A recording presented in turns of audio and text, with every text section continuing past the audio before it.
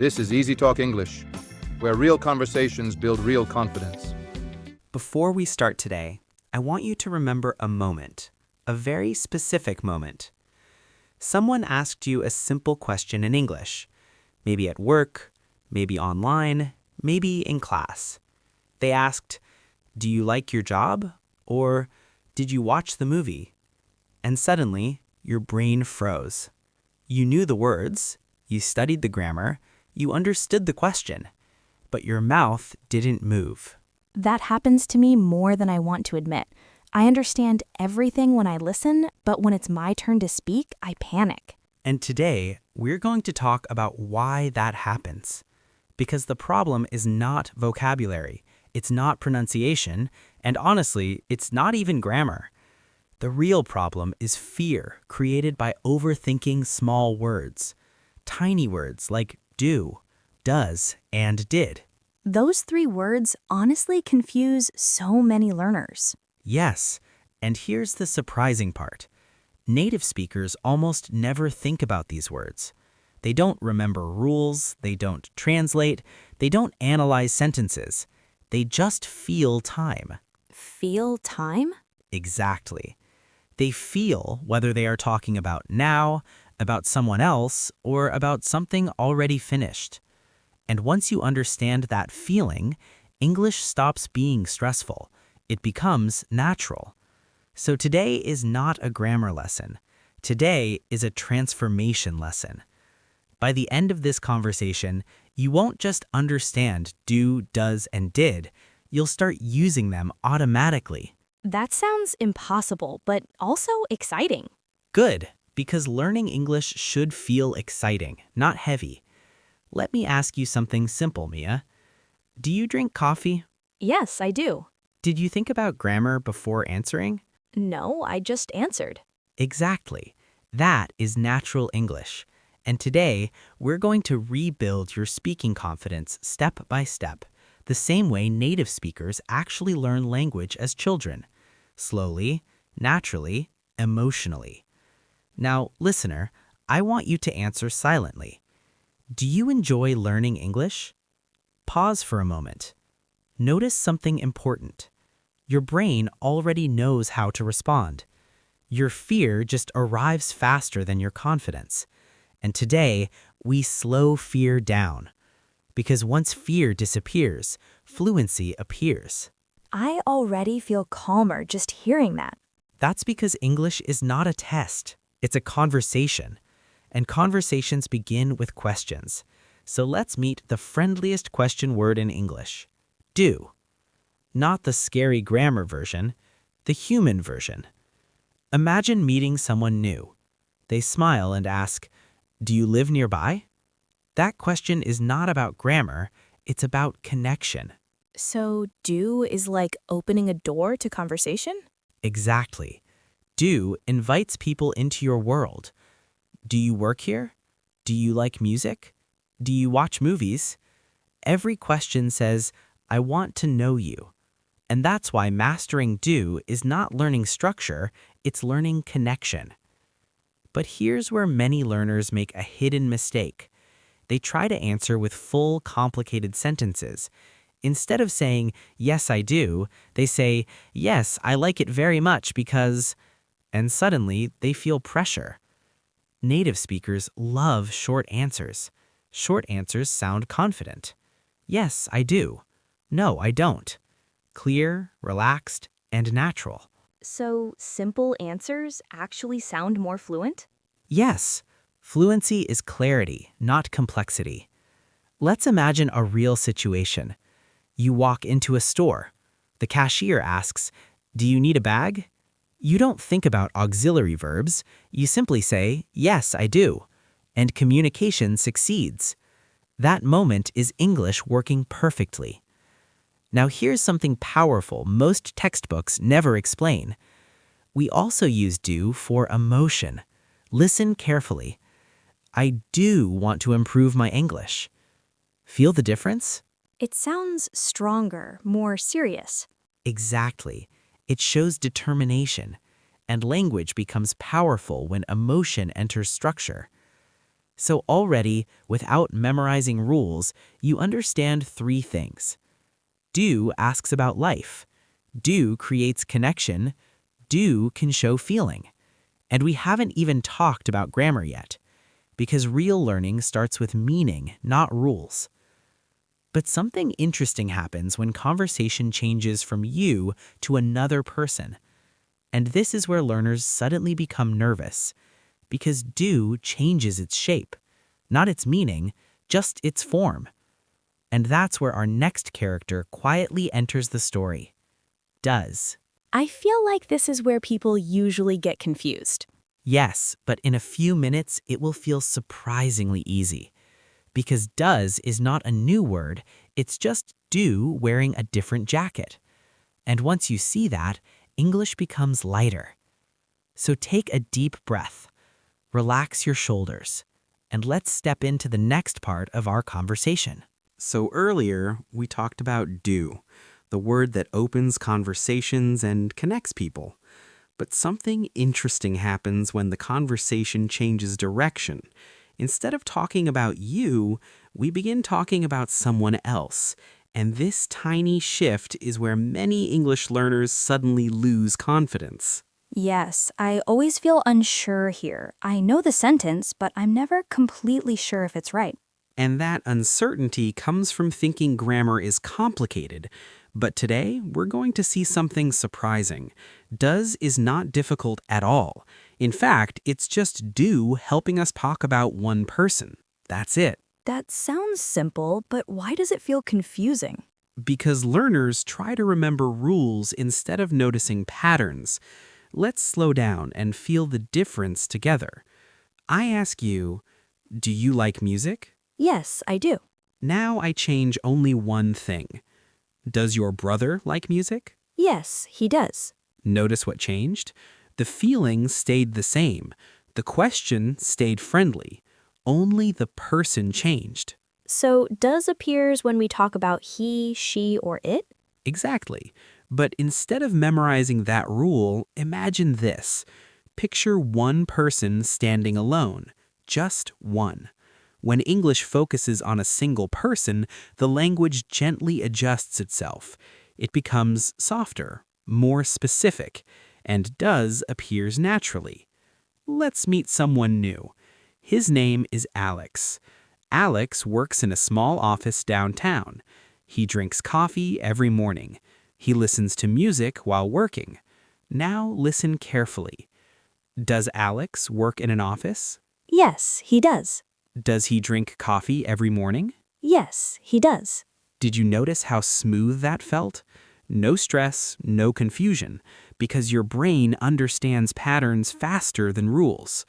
Many learners make a very common mistake here. They say, does he likes coffee? And honestly, that mistake makes sense. Yes, I've said that before.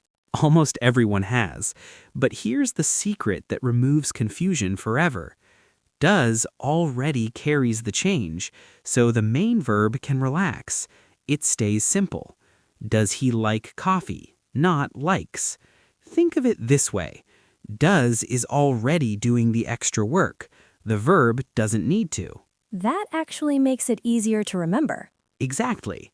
English becomes simple when words cooperate instead of compete. Now imagine meeting someone at a party.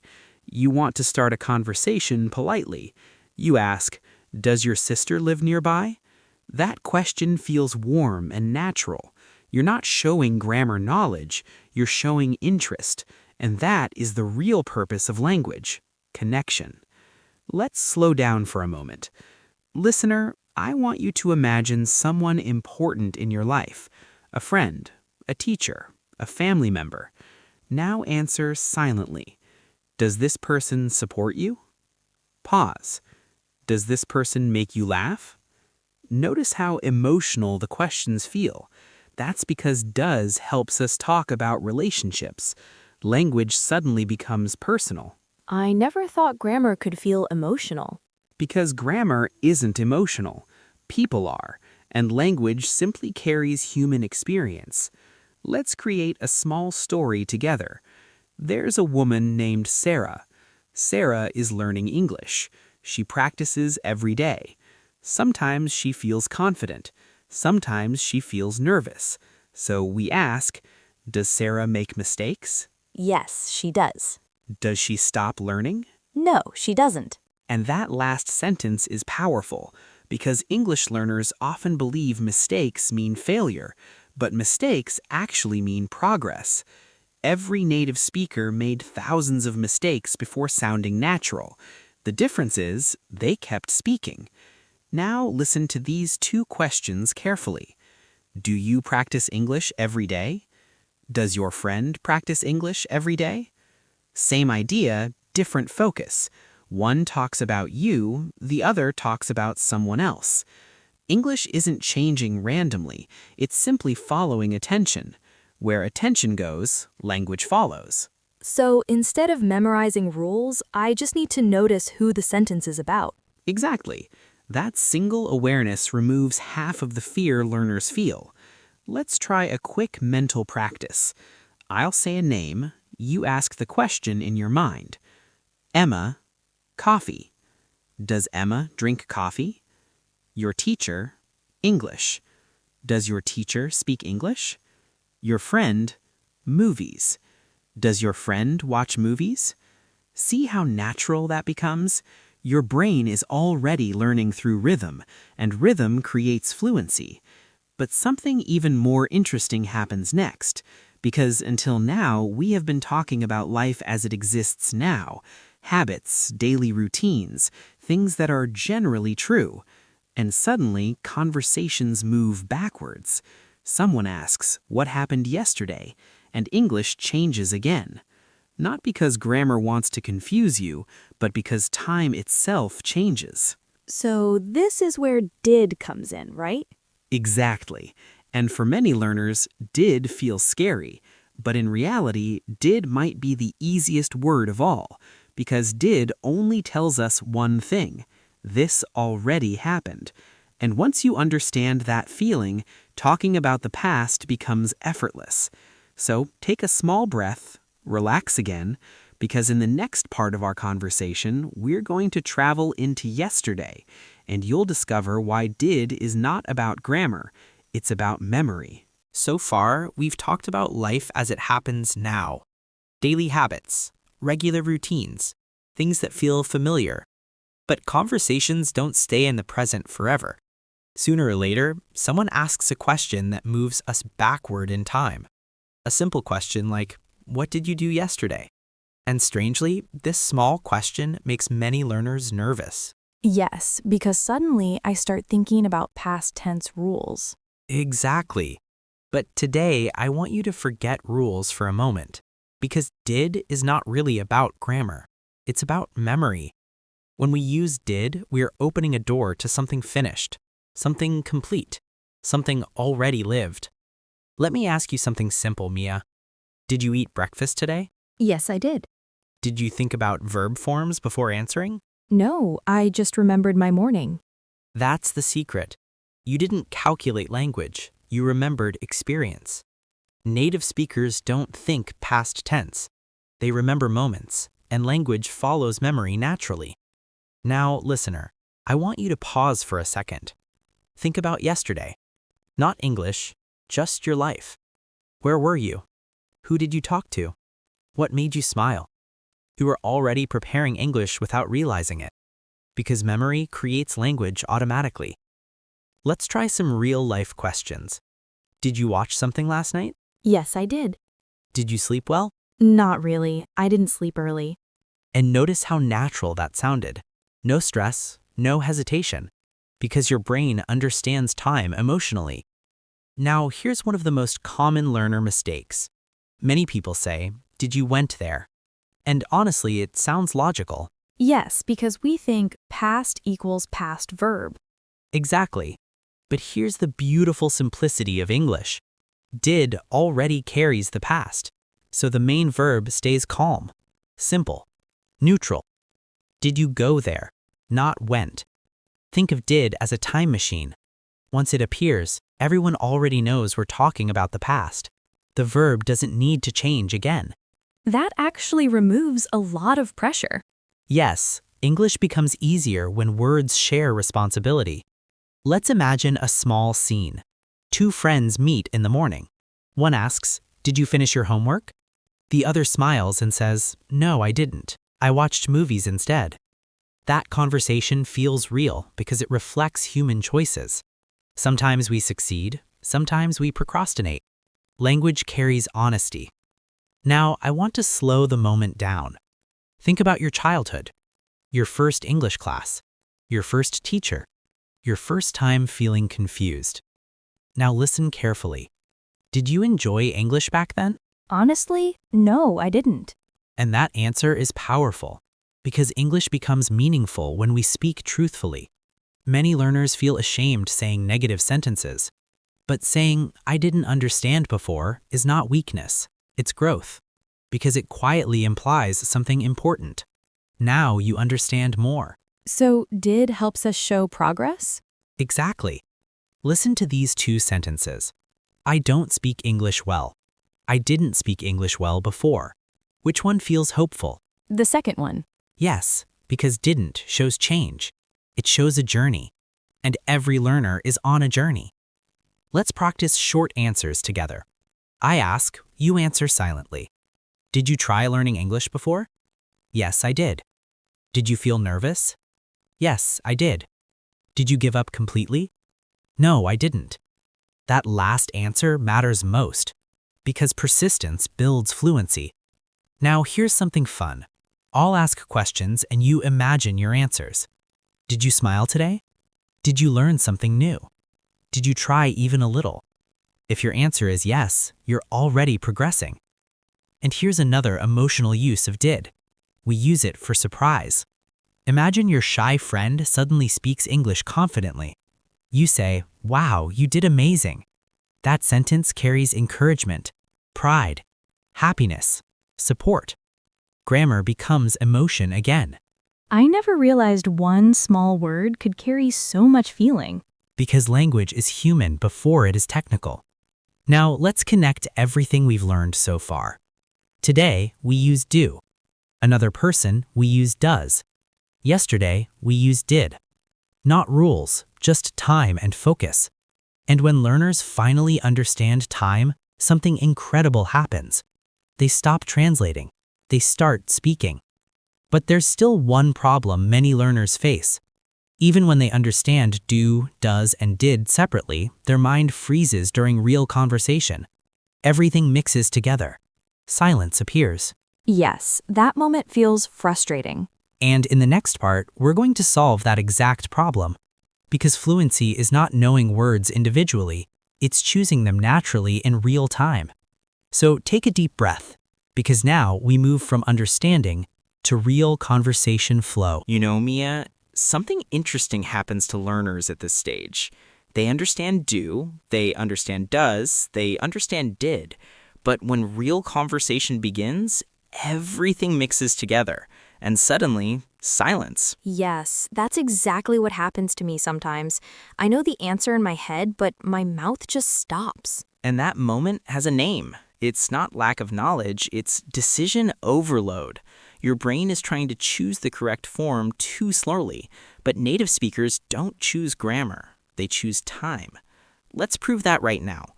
I'll ask you 2 questions. Ready? Ready? Do you drink coffee every day? Yes, I do. Now listen carefully.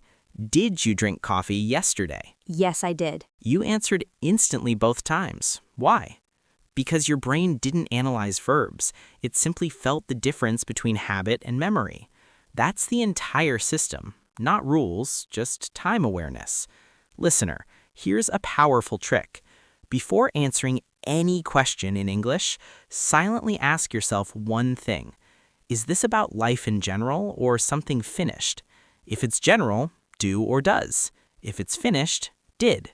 That single question removes hesitation. So, fluency is actually fast decision-making? Exactly. Fluency is clarity under pressure. Let's imagine a normal morning. You wake up late. You rush to get ready. Your friend looks at you and asks, "Do you eat breakfast every day?" You reply, "Yes, I do, usually." Then your friend laughs and asks, "Did you eat breakfast today?" You smile and say, "No, I didn't." Same person, same topic, different time, and your brain understands automatically. That's real English. Now listen to these two sentences carefully. I don't understand English. I didn't understand English before. Feel the emotional difference. The second one feels hopeful. Yes, because it shows progress. Language is powerful when it reflects growth. Many learners unknowingly speak negatively about themselves. They say, "My English is bad." But changing one word changes identity. My English wasn't good before. Now the sentence contains improvement. Hope increases motivation, and motivation increases practice. Let's play a small imagination game. I describe situations, you answer inside your mind. You're at a cafe. Do you like tea? Yesterday at the cafe.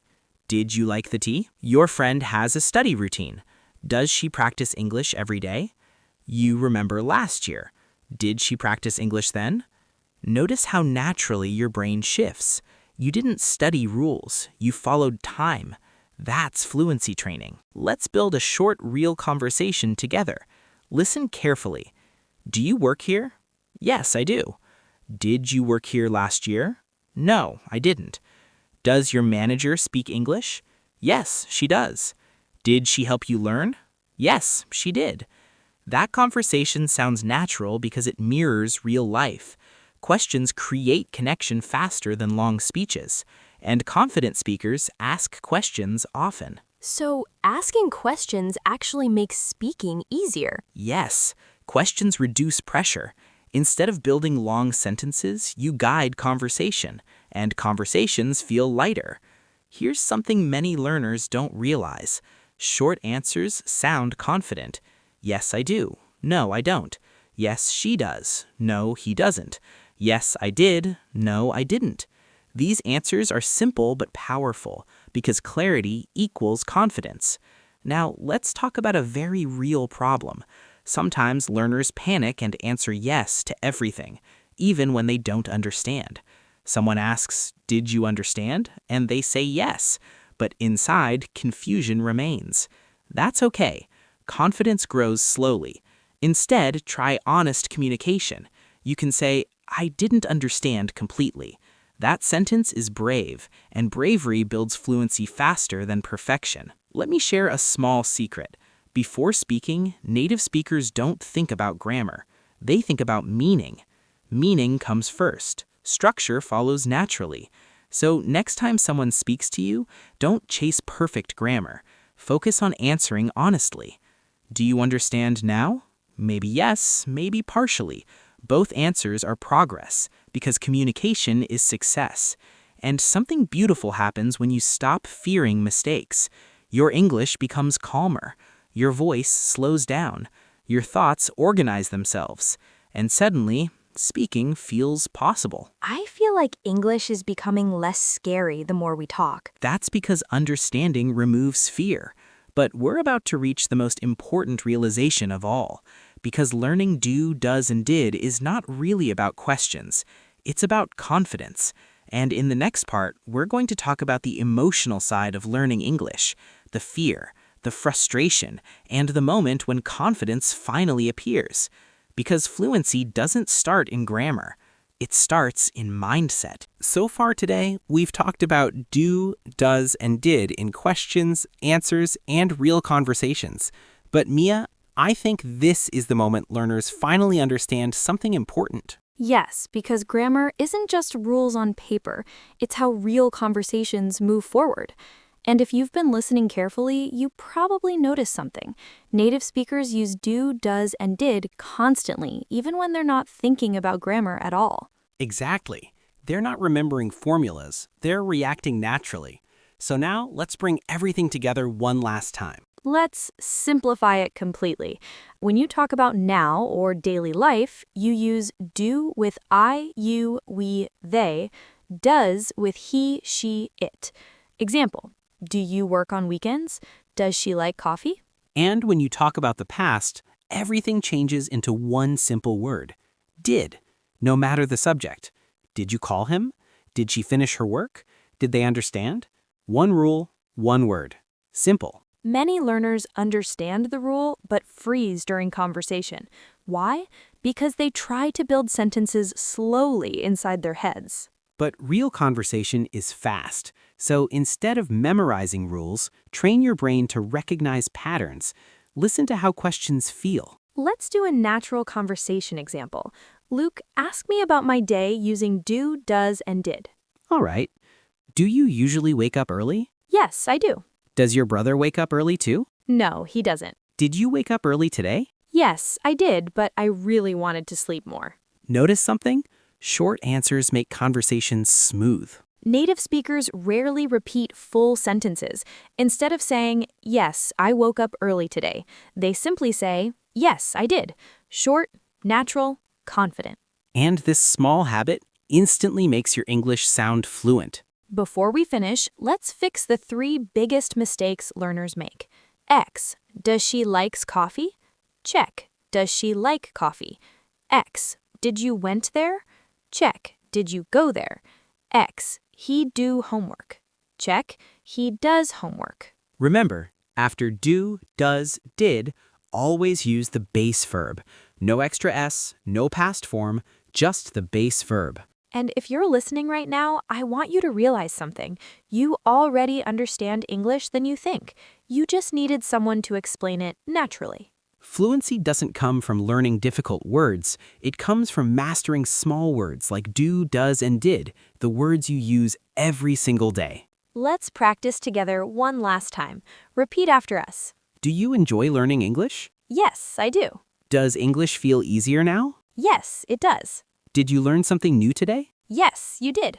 If today's lesson helped you speak even one sentence more confidently, then you're already improving. And remember, progress in English doesn't happen overnight. It happens conversation by conversation. Keep practicing. Keep speaking. And most importantly, both of us, keep believing in your English journey. This is Luke. This is Mia. From EasyTalk English, where real conversations build real confidence.